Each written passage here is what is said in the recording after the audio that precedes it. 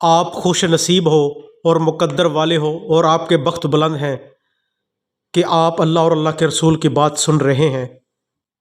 رسالت عربی زبان کا لفظ ہے۔ اس کے لفظی معنی پیغام کے ہیں اور پیغام پہنچانے والے کو رسول کہا جاتا ہے۔ قرآن و حدیث کی اصطلاح میں رسالت کا لفظ خاص معنوں میں استعمال ہوتا ہے، اور اس سے مراد وہ پیغام ہے جو اللہ تعالیٰ اپنے منتخب رسولوں کے ذریعے سے انسانوں تک پہنچاتا ہے۔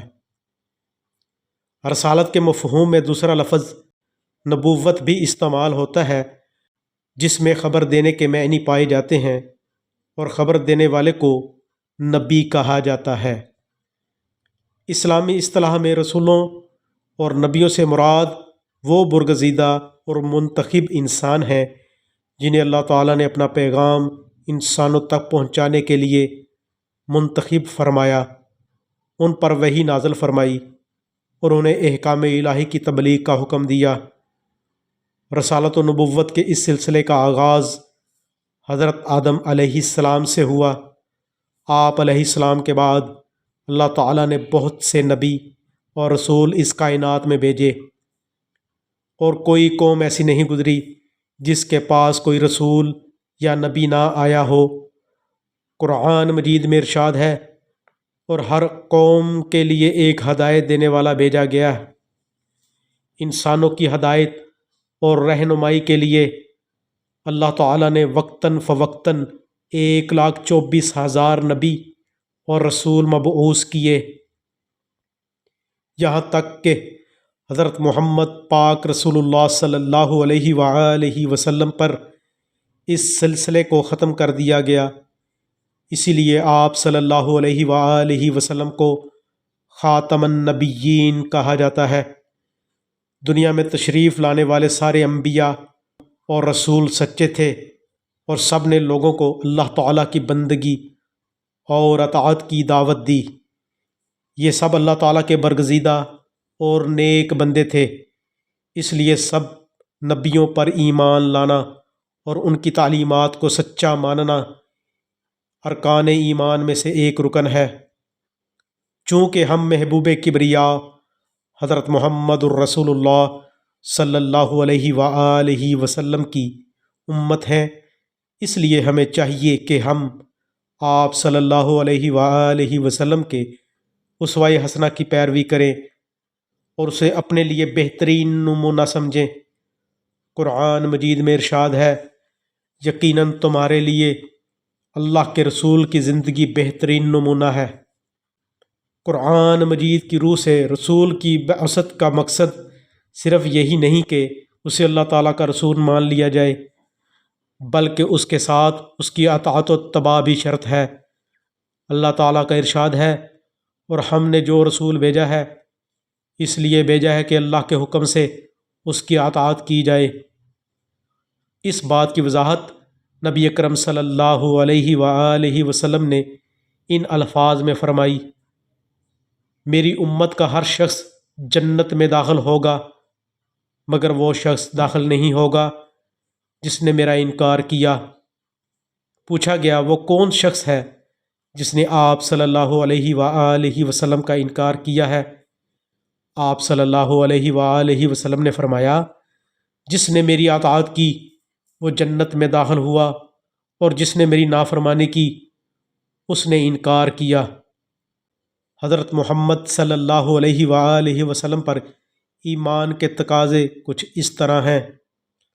آپ صلی اللہ علیہ وآلہ وسلم کو اللہ تعالیٰ کا رسول تسلیم کرنے کا اولین تقاضا یہ ہے کہ آپ صلی اللہ علیہ وآلہ وسلم کی رسالت کو سچے دل سے مانا جائے، اور اس بات پر ایمان ہونا چاہیے کہ آپ صلی اللہ علیہ وآلہ وسلم اللہ تعالیٰ کی طرف سے جو کچھ لائے وہ سب برحق اور سچ ہے۔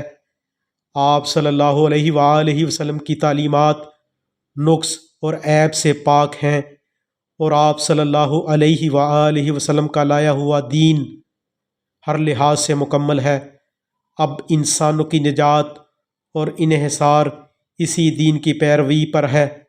نیز آپ صلی اللہ علیہ وآلہ وسلم کے خاتم النبیین ہونے پر ایمان رکھا جائے۔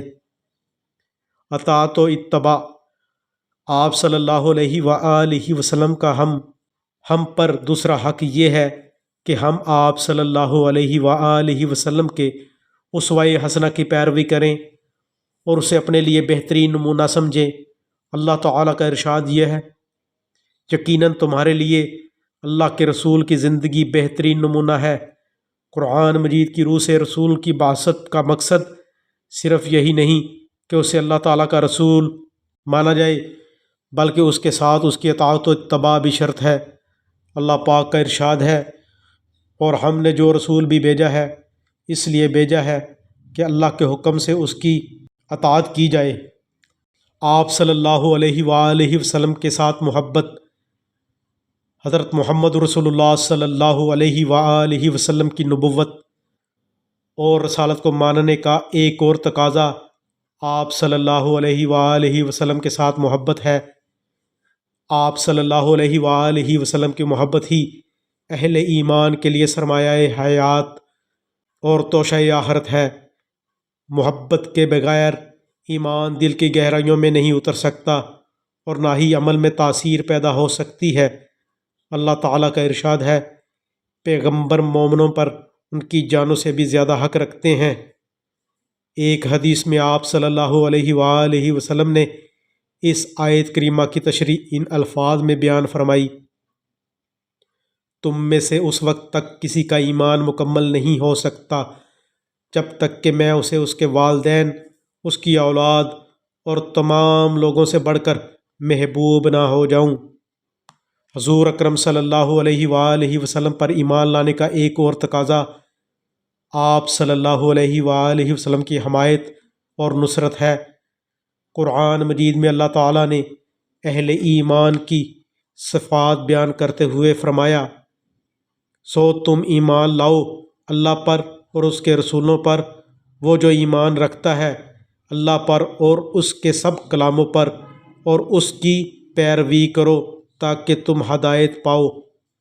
آپ صلی اللہ علیہ وآلہ وسلم پر ایمان لانے کا تقاضا ہے کہ آپ صلی اللہ علیہ وآلہ وسلم کی حمایت و نصرت کی جائے۔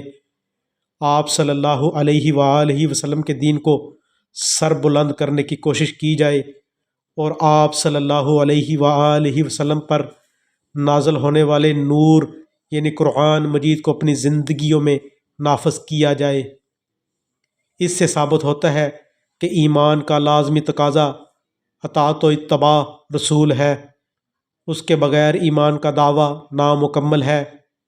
آپ صلی اللہ علیہ وآلہ وسلم کے ہر امتی کا فرض ہے کہ وہ آپ صلی اللہ علیہ وآلہ وسلم کے اسوہ حسنہ کے مطابق زندگی بسر کرے۔ صحابہ اکرام رضی اللہ تعالی عنہم آپ صلی اللہ علیہ وآلہ وسلم سے بہت محبت کرتے تھے، یہی وجہ ہے کہ انہوں نے آپ صلی اللہ علیہ وآلہ وسلم پر اپنی جان، مال، اولاد، خاندان اور گھر سب کچھ نچھاور کر دیا۔ صحابہ اکرام رضی اللہ تعالی عنہم کا طرز عمل اہل ایمان کے لیے قابل تقلید ہے، تاہم اس محبت کے ساتھ آپ صلی اللہ علیہ وآلہ وسلم کا احترام بھی سب اہل ایمان پر واجب ہے۔ احترام در حقیقت حب رسول ہی کا تقاضا ہے، اور احترام کا مطلب یہ ہے کہ ناموس رسالت کی حفاظت کی جائے اور آپ صلی اللہ علیہ وآلہ وسلم کے مقام و مرتبہ کو ہر موقع پر ملحوظ رکھا جائے۔ زبان پر ایسے کلمات نہ لائے جائیں جن سے آپ صلی اللہ علیہ وآلہ وسلم کے مقام و مرتبہ میں کمی بیشی ہونے کا اندیشہ ہو۔ آپ صلی اللہ علیہ وآلہ وسلم سے محبت کا ایک تقاضا یہ بھی ہے کہ کثرت سے آپ صلی اللہ علیہ وآلہ وسلم پر، آپ کی آل پر اور آپ صلی اللہ علیہ وآلہ وسلم کے صحابہ اکرام پر درود و سلام بھیجا جائے۔ وصلی اللہ تعالی علی خیر خلقہ ونور عرشہ وزینت فرشہ وقاسم رزقہ محمد صلی اللہ علیہ وآلہ وسلم۔ ربنا آتنا فی الدنیا حسنۃ وفی الآخرۃ حسنۃ وقنا عذاب النار۔ اللہم اجرنا من النار رب انی لما انزلت الی من خیر فقیر سبحان ربک رب العزت عما یصفون والسلام علی المرسلین والحمد للہ رب العالمین۔ السلام علیکم۔